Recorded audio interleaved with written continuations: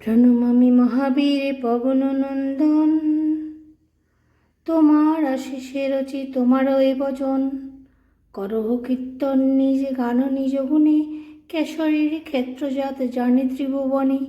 মাতৃ করে বসে তুমি যখন ওই দেখিলে, রক্তাব দিনমুনি উদিত পূর্বাচলে।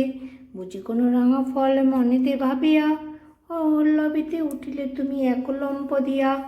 বীরত্ব দেখি তব বিদেশে তপন, নিজের রক্ষিতে লয় ইন্দ্রের শরণ।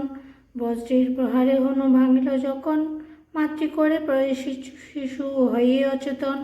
হনুহীন হল বলে নাম হনুমান, ব্রহ্মার সদনে অর্জন করে ব্রহ্মজ্ঞান।